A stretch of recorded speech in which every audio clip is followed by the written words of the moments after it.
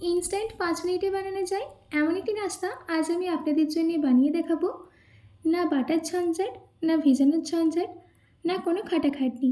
খুবই ইজিলি এই নাস্তাটা আপনারা বানিয়ে নিতে পারবেন, আর খেতেও কিন্তু দারুণ টেস্টি হবে।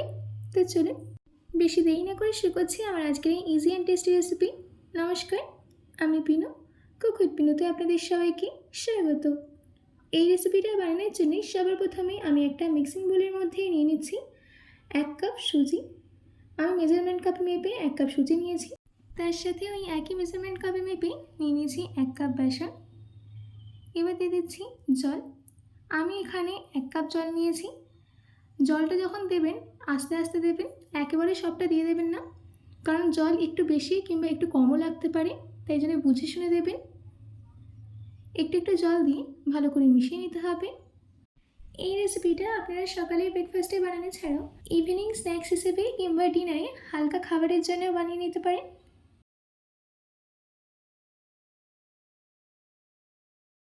আমাদের এখানে সুজি আর বেসনটাকে ভালো করে মিশিয়ে নেওয়া হয়ে গেছে।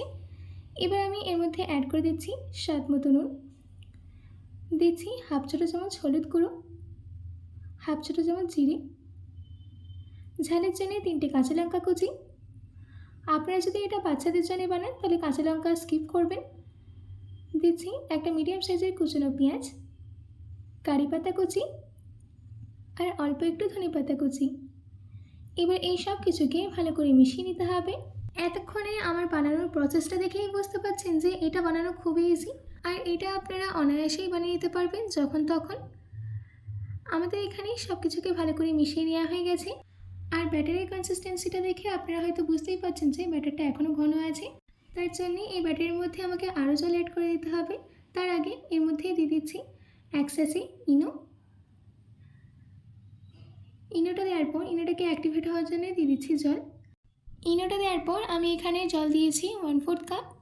আমার এখানে টোটাল জল লেগেছে 1 কাপ অ্যান্ড 1/4 কাপ।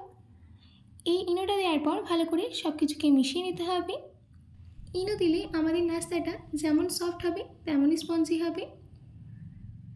আমাদের এখানে ব্যাটারটা একদম রেডি। দেখুন কনসিস্টেন্সিটা, না বেশি পাতলা না বেশি মোটা, একদম পারফেক্ট কনসিস্টেন্সি হয়েছে। এবার আমি আমাদের নাস্তাটাকে রেডি করে নেব। তার জন্যে একটা তড়কা প্যানের মধ্যে দিয়ে দিচ্ছি 2 চামচ সর্ষের তেল।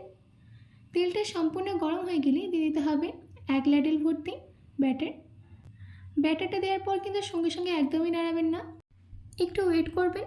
যখন দেখবেন যে একটা সাইডে প্রপারলি কুক হয়েছে তখন অপর সাইডে উল্টে দিতে হবে।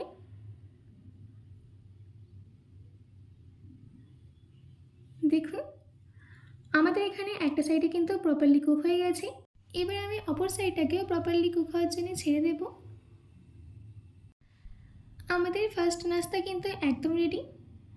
এবার আমি এটাকে একটা প্লেটে নামিয়ে নিচ্ছি। এবার আমরা আমাদের সেকেন্ড নাস্তাটাকে রেডি করে নেব। 2 চামচ সর্ষের তেল গরম হয়ে গেলে দিয়ে দিচ্ছি 1 ল্যাডেল ভর্তি আমাদের ব্যাটার। দেখুন আমাদের সেকেন্ড নাস্তাটাও কিন্তু একদম রেডি হয়ে গেছে। এবার আমি এটাকেও তুলে নিচ্ছি। এই একইভাবে আমি বাকিগুলোকেও বানিয়ে নেব। দেখুন আমাদের ইজি টেস্টি অ্যান্ড হেলদি নাস্তাটা কিন্তু একদম রেডি। মাত্র 1 কাপ সুজি আর 1 কাপ বেসন দিয়ে আমরা খুবই সহজে এটাকে বানিয়ে নিলাম, আপনারা দেখতেই পেলেন। আশা করছি আমার আজকের এই নাস্তার রেসিপিটা আপনাদের খুবই ভালো লেগেছে। বাড়িতে এটি অবশ্যই ট্রাই করবেন ও কমেন্ট বক্সে কমেন্ট করে জানাতে একদম ভুলবেন না। তো আজকের মতো এইটুকু, আবার দেখা হচ্ছে অন্য কোনো রেসিপি নিয়ে। ভালো থাকবেন, সুস্থ থাকবেন।